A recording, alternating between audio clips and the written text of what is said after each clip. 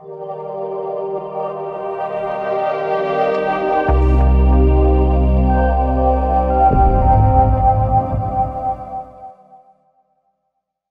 à bord.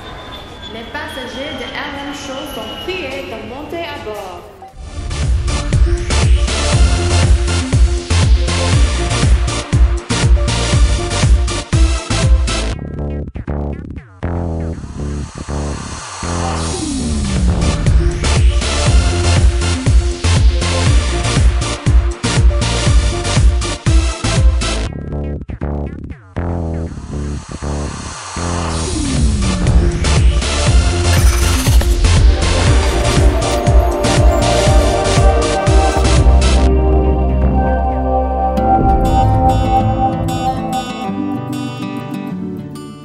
Roger Muntu de RM Show sur VO Afrique, comme d'habitude, on vous promet que nous allons toujours recevoir, et nous recevons comme d'habitude les invités de marque dans cette émission. Aujourd'hui, j'ai le privilège et l'honneur de recevoir M. Félix Tshisekedi de l'UDPS, l'Union pour la démocratie et le progrès social, désormais aussi le président du rassemblement de l'opposition.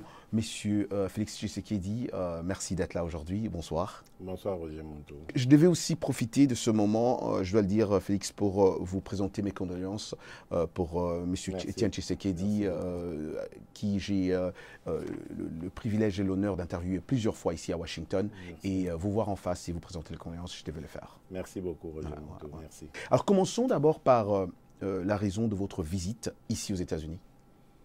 Bien, je veux dire que c'est une visite qui anticipe une autre visite. En fait, la visite officielle, c'est à la mi-septembre, mais évidemment, quand on est un acteur politique congolais et d'importance, on va dire, tout en restant modeste, quand on vient aux États-Unis, on ne peut pas passer inaperçu, forcément. Il faut voir les uns et les autres. Mais la grande visite, c'est pour la mi-septembre. Nous reviendrons en délégation et les contacts sont déjà pris. Et à ce moment-là, on en parlera. Et là, on ne peut pas savoir de quoi il s'agirait comme... Non, pour le moment, non. Je préfère pas. Pas de problème. Alors, je me suis toujours dit, Monsieur Félix Tshisekedi, quand je vais vous poser cette question, ça doit être un lourd héritage pour vous, fils d'Etienne Tshisekedi, ce que vous portez aujourd'hui. Ça doit être lourd pour vous. Est-ce que vous posez des fois la question de savoir pourquoi, comment je me suis mis dans tout ça aujourd'hui? Non, parce que bon, je suis pas tombé comme un cheveu dans la soupe. Hein. Je suis un petit peu préparé à tout cela. Donc, j'ai un père qui a fait la politique depuis que j'étais né. Donc, moi, quand j'ai commencé à comprendre les choses, je l'ai trouvé en politique. Je ne sais pas, j'ai ressenti un peu de fibre politique en moi. Donc, je me suis intéressé à ça aussi depuis mon jeune âge. Et voilà, donc, je n'ai rien fait de spécial. On n'a pas préparé pour ça. Je suis dans le bain, je suis dedans. Mais vous n'êtes et pas l'héritage, c'est vrai qu'il est lourd à porter parce que la tendance, c'est toujours de me comparer à l'icône. Je ne suis pas l'icône, c'est ce que j'aimerais dire. Moi, je suis Félix, je tracerai ma voie à ma manière, mais en m'inspirant de l'icône, parce que lui a vraiment façonné ma façon de voir la politique, d'approcher. Et la vision que j'ai pour le Congo, elle vient de lui. Qu'est-ce que vous dites de gens tellement posé de questions, tellement cherché à comprendre les choses qu'aujourd'hui, je me sens prêt à guérir. Et qu'est-ce que vous dites de gens qui disent aujourd'hui, en Afrique, il y a père, il y a fils, il y a père, il y a fils. Non, c'est une continuité. Non, mais écoutez, moi je pense que tant qu'on laissera la parole au peuple d'Afrique de décider eux-mêmes de qui va conduire leur destin, à ce moment-là, il n'y a plus de problème de père et de fils. Mais quand on impose, quand le père impose son fils, là, il y a un problème. Ça, c'est clair. Surtout si on l'impose contre la vie, le gré du peuple. Mais dans mon cas, que ce soit à l'UDPS ou maintenant, on ne m'a pas imposé. Moi, je n'ai jamais bénéficié des faveurs du père. J'ai toujours essayé de me forger moi-même mon caractère, ma carrière. Et lui aussi, c'était quelqu'un d'assez spécial qui n'accordait pas de faveurs parce qu'on était son fils, son ami ou qui que ce soit, son proche. Donc voilà, donc, moi je ne me sens pas du tout concerné par ce à quoi vous faites allusion. Alors, ces rumeurs, on doit quand même en parler, sûrement vous avez déjà entendu parler, qui évoquent une éventualité nomination de Félix Tshisekedi comme Premier ministre en remplaçant Bruno Tshibala. C'est de la distraction. D'ailleurs, je mets en garde Joseph Kabila sur le fait qu'il ne doit pas considérer l'UDPS comme une réserve de personnes à débaucher. Il l'a fait avec Bruno Tshibala. Je crois que ça suffit. Il n'en trouvera plus. Il n'en trouvera plus parce que à l'UDPS, nous avons, comme je vous ai dit, un idéal, une vision. Nous voulons instaurer l'état de droit au Congo. Nous voulons promouvoir la démocratie et ensuite nous occuper du bien-être de nos concitoyens. Et ça n'a pas de prix. Ce n'est pas un poste de Premier ministre qui, de plus, Premier ministre à la solde d'eux, qui va m'aider à atteindre cet idéal. Donc, pour rien au monde, je n'hypothéquerai ma dignité, mon honneur, pour faire plaisir à Joseph Kabila. Non, ce n'est pas le poste de Premier ministre qui vous intéresse. Pas du tout. Qu'est-ce qui vous intéresse? Ce qui m'intéresse, c'est de faire gagner le Congo, de transformer ce pays parce qu'il a des potentialités tant naturelles qu'humaines, de le transformer en une puissance en Afrique et même dans le monde, de faire rayonner le Congo, en tout cas d'y contribuer. Je sais que je ne peux pas y arriver seul, mais je peux pousser, inciter mes compatriotes à m'accompagner dans ce projet. Félix, votre réaction sur les récentes déclarations de Jacob Zuma, président en exercice de la communauté de développement d'Afrique australe, SADC, selon lesquelles ces élections ne pourraient pas se tenir en RDC en 2017. Et certains pensent que ce n'est qu'une simple réalité, que c'est compliqué, c'est difficile, que ces élections ne peuvent pas avoir... Qu'est-ce que vous avez... Oui, mais bon, ça me laisse un peu sur ma faim parce que j'ai rencontré le président Zuma il y a quelques mois et ça s'était très bien passé. Il avait une attitude plutôt, j'allais dire, positive par rapport au Congo. Il voulait qu'on s'en sorte. Bon, maintenant, la phrase peut avoir été sortie de son contexte, donc je ne peux pas réagir à chaud sur ce que j'entends là. Et depuis, vous n'avez pas parlé avec lui. Je pense quand même, oui, depuis, je n'ai pas parlé avec lui. Je pense quand même qu'il faisait le constat dont vous parlez, c'est-à-dire qu'à cause de la mégestion, évidemment, de ce problème, à la fois par Corneille Nangaa, qui est instrumentalisé par Joseph Kabila, et surtout par Joseph Kabila, je crois qu'il faisait ce constat et donc il dit il faut reporter ou tenir ces élections l'année prochaine. Ouais. Mais nous disons qu'il n'a peut-être pas bien été informé. Je crois que c'est encore possible, surtout pour les présidentielles, de les organiser cette année. Et donc, nous inscrivons dans cette logique parce que nous pensons que Joseph Kabila est le responsable de cette situation. Vous le savez, je ne vais pas revenir là-dessus. En 2016, il n'a pas voulu, j'insiste, organiser des élections. En 2017, alors qu'on lui a offert cette possibilité de sortir grandi des 16 ans de catastrophe à la tête du pays, de bilan catastrophique qu'il a, eh bien, il a encore craché dessus en essayant de saboter le processus. Et là, nous disons, ça suffit, on ne peut pas aller de report en report parce que finalement, Joseph Kabila ne quittera jamais le pouvoir à ce rythme. Voilà pourquoi nous disons qu'il y ait élection ou pas cette année, pour lui, ça doit s'arrêter. Parce que donc vous êtes déterminé. C'est l'empêcheur de tourner en rond. Oui, nous sommes déterminés, nous irons jusqu'au bout. Ce ne sont pas des mots lancés comme ça à la sauvette, je vous dis, jusqu'au bout, c'est-à-dire jusqu'à la victoire, jusqu'au moment où il va déguerpir. Parce que c'est lui qui met tout en œuvre pour qu'on n'ait pas d'élection. Et lorsque la pression se fera forte, il a déjà dans ses tiroirs un scénario autre, c'est-à-dire il va mettre un pantin, lequel pantin va lui chauffer le siège en attendant qu'il revienne encore. Donc que ce soit pour l'un ou l'autre des scénarios, nous disons que Joseph Kabila doit arrêter de nuire. Et nous sommes là pour l'empêcher de continuer à nuire à la démocratie, au processus politique entamé depuis Sun City, parce que en Afrique du Sud, donc rappelez-vous, le dialogue intercongolais avait accouché d'un pacte républicain, lequel a mis tout le monde d'accord sur le fait qu'il faut, après 2 mandats, si évidemment le premier est renouvelé, quitter la tête du pays et permettre à l'alternance de se réaliser par la volonté du peuple. Et là, il est en train de torpiller ce qu'il a lui-même signé, ce qu'il s'est engagé à promouvoir en promulguant la Constitution qui nous régit actuellement. Donc nous disons qu'on ne peut pas être l'otage d'un individu, fût-il Joseph Kabila, et le temps est venu de lui expliquer qu'il y a une vie après la présidence. Et donc là, il y aura une transition sans Kabila, si on comprend bien. Voilà, c'est ce que nous proposons, une transition sans Kabila et une personnalité consensuelle, désignée par tout le monde, la classe politique, la société civile, et laquelle personnalité va s'engager à ne pas elle-même concourir à la compétition présidentielle et conduire le pays dans une période très courte à des élections. Parce que le processus électoral est entamé au moment où on parle. L'enrôlement est quasiment terminé. Il ne reste plus que le Kasaï. Et donc, déjà à propos du toilettage, on peut commencer le toilettage des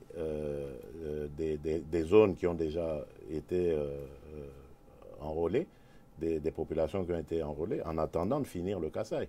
Si le Kasaï finit l'enrôlement au mois de novembre, on peut, au mois de novembre, avoir des élections, je veux dire, en ça décembre. Sera possible. Donc on peut avoir des malgré que Nanga ait dit que ce n'est pas du tout possible. Ne fût-ce que les élections présidentielles, j'insiste, ne fût-ce que pour les présidentielles, si on les prépare dès maintenant, au moment où on fait le toilettage, on prépare la loi électorale parce que l'Assemblée, le Parlement va entrer en session de septembre le 15. Donc, il y a moyen, s'il y a de la volonté, de le faire. Si on ne le fait pas, ça veut dire qu'il n'y a pas de bonne volonté et donc on ne peut pas continuer à permettre à ces gens qui n'ont pas de bonne volonté à demeurer à la tête du pays et nuire donc au pays et à son peuple. D'autant plus que vous savez, je ne vous le dis pas, la situation économique et sociale est catastrophique. Là aussi, encore un autre échec à mettre au bilan de Joseph Kabila. Et c'est pourquoi certains pensent que financièrement, ça ne sera pas possible d'avoir ces élections. C'est possible d'avoir ces élections parce qu'on ne peut pas accepter que cet individu qui brandit partout le manque de moyens soit lui-même multimilliardaire, lui et sa famille. Donc ça veut dire qu'il y a de l'argent au Congo qui n'est pas affecté là où on devrait l'affecter et qui est mis ailleurs. Et donc, rien que pour cela, nous ne pourrons pas accepter cette excuse-là. Monsieur Félix, au moins 140 personnes ont péri dans un glissement de terrain dans le nord-est ce lundi. Les autorités sur place, le glissement d'ailleurs, c'était le mercredi dernier en République démocratique du Congo. Joseph Kabila avait rapidement instruit le gouvernement de venir en aide aux sinistrés. Un mot là-dessus. Oui, d'abord, je présente mes condoléances aux familles des disparus. Bien évidemment, il faut essayer de chercher les raisons de ce glissement de terrain. Bon, certains pourront dire naturel, mais moi je crois que c'est encore et une fois de plus cette incurie de ce régime qui laisse nos populations vivre à l'état animal, qui n'amène aucune solution dans nos villes, dans nos villages, et qui laisse, qui laisse l'État absent dans le quotidien des Congolais. Et je crois que ça doit être une des conséquences. Malheureusement, ce malheur est arrivé pendant que je me trouvais loin du Congo, mais j'essaierai de voir dans quelle mesure, dans le cadre du rassemblement ou de l'UDPS, nous pourrons apporter notre soutien aux victimes. C'est clair que vous entendez très bien avec Moïse Katumbi. Parlons d'une dizaine d'associations aussi et mouvements de la société civile congolaise qui ont signé à Paris un manifeste réclamant le départ de Joseph Kabila et la mise en place de la transition citoyenne à l'issue d'une campagne pacifique. Et je crois que, si je me rappelle bien, Syndicat Dokolo, gendre du président angolais et riche collectionneur d'art, était aussi parmi. Quelles sont vos relations, Félix Tshisekedi, avec les autres les Lucha, les Filimbi et tout. Non, elles sont bonnes, elles sont bonnes. C'est des relations entre patriotes, entre personnes qui sont acquises à la volonté de changer la situation en République démocratique du Congo. Nos relations sont très bonnes, d'autant plus que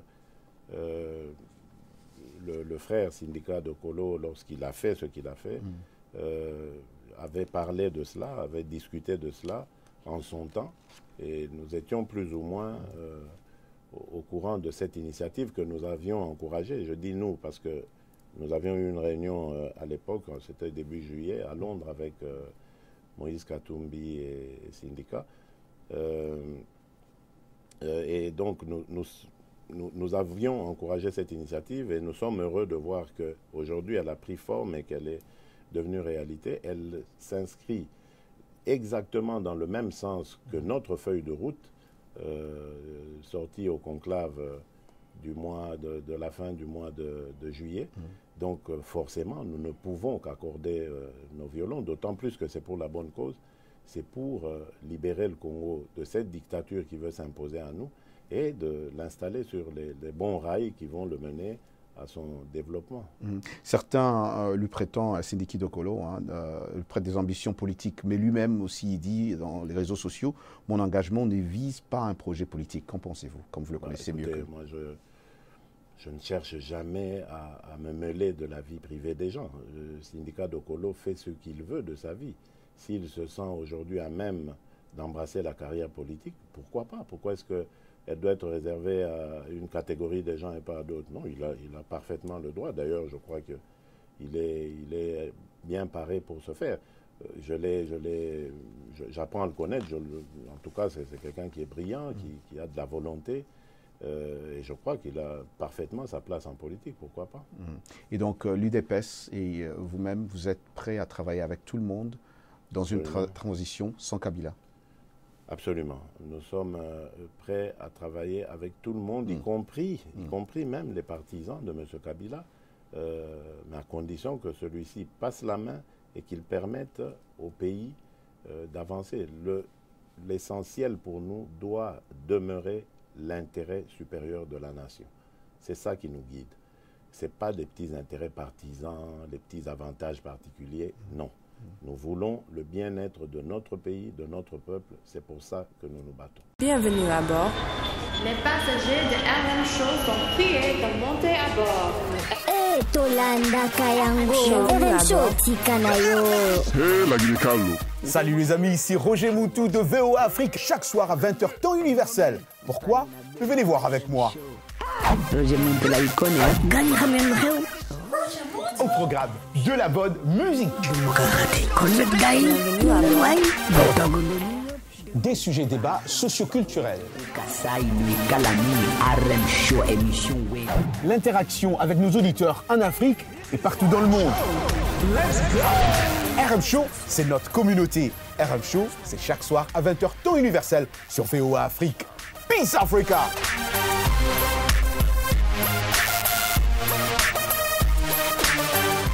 Passons maintenant aux États-Unis qui veulent une enquête complète sous la responsabilité du secrétaire général de l'ONU sur le meurtre en mars de 2 experts en République démocratique du Congo.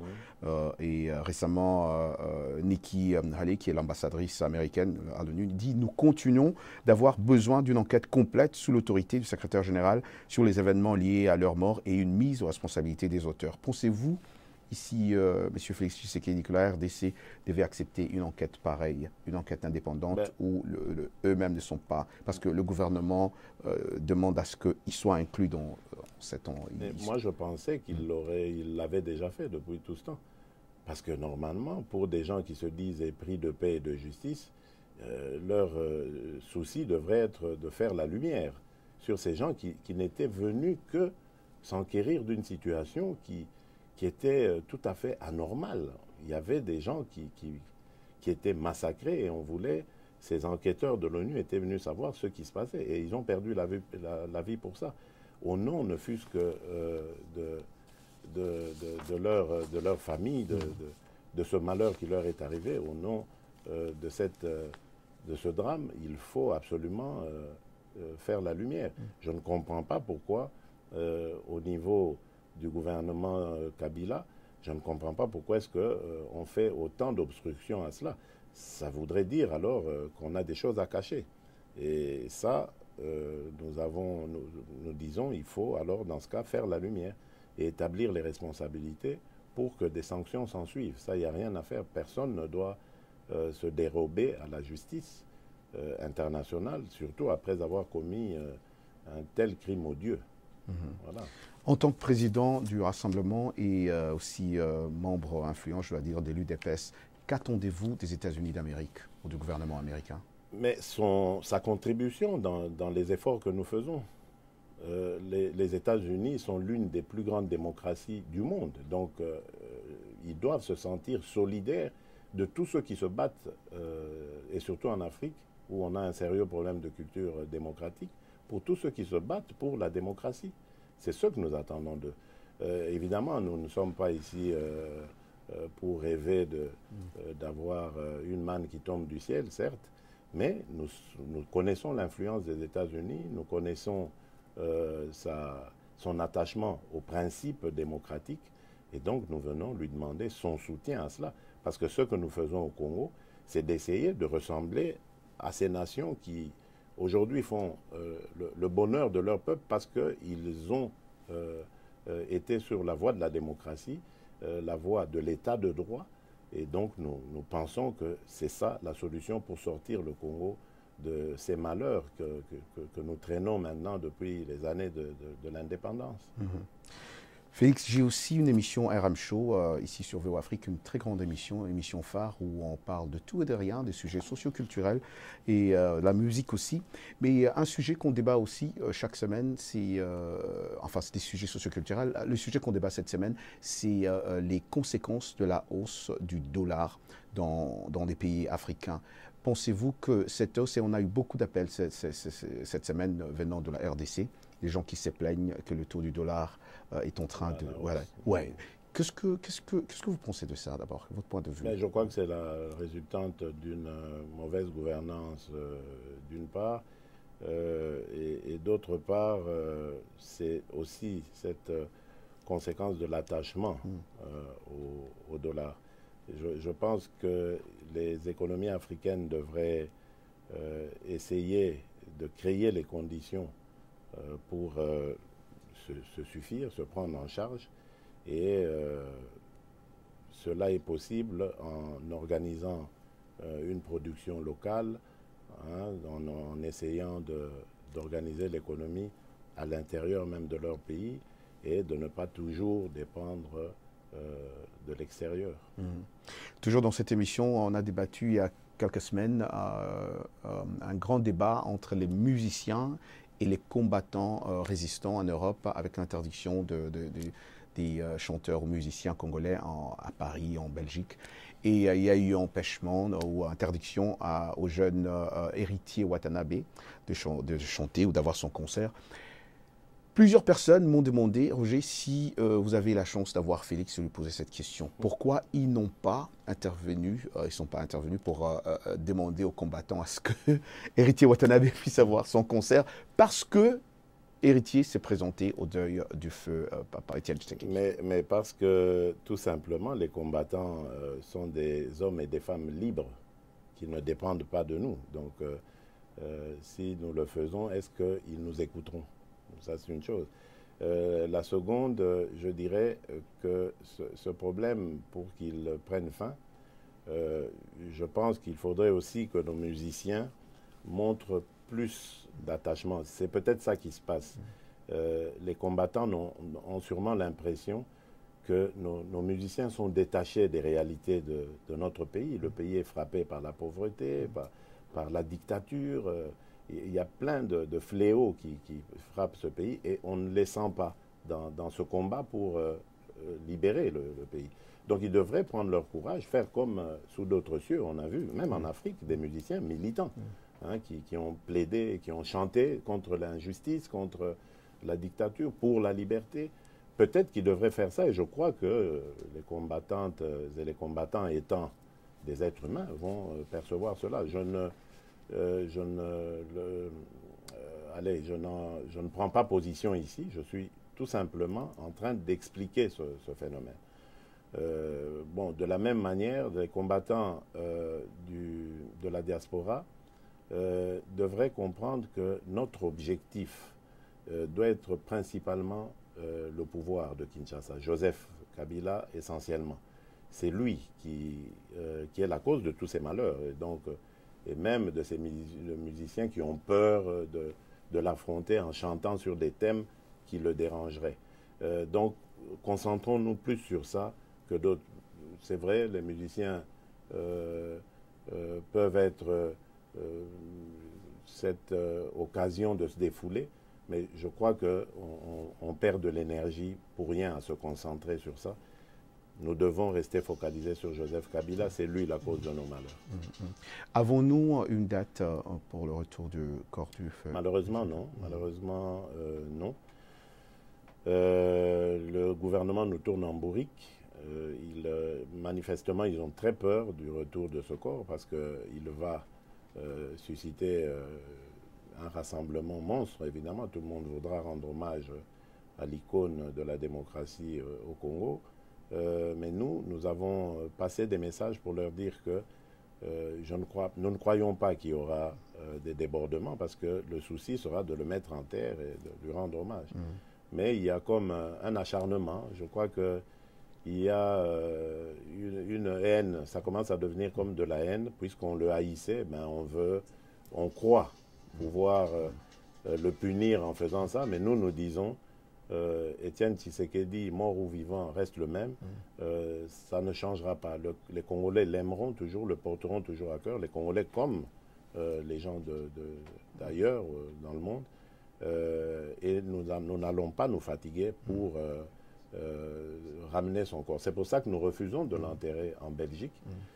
C'est parce que simplement nous ne voulons pas donner l'occasion à ce pouvoir d'avoir l'impression d'avoir gagné cette bataille. Nous gagnerons cette bataille parce que nous ramènerons le corps du président au Congo et très bientôt, parce que je voulais le dire d'ailleurs en passant à ce sujet, nous avons lancé une souscription. Il y aura des précisions en tout cas très prochainement.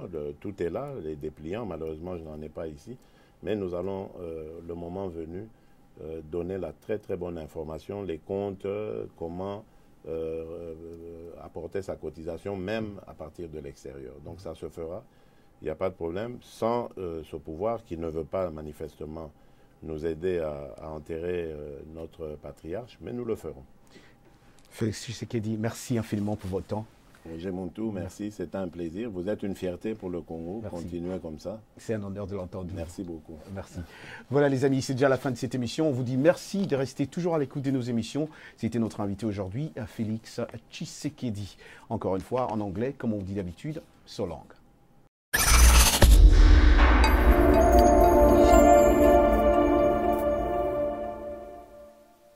Bienvenue à bord. Les passagers de RM Show sont priés de monter à bord. Hey,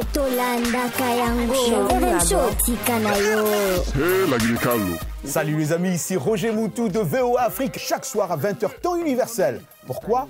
Venez voir avec moi. Roger Muntu la icône, gagne Hamel. Au programme de la bonne musique.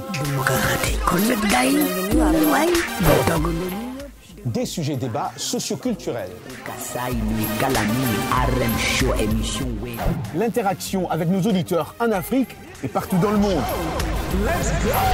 RM Show, c'est notre communauté. RM Show, c'est chaque soir à 20h temps universel sur VOA Afrique. Peace Africa!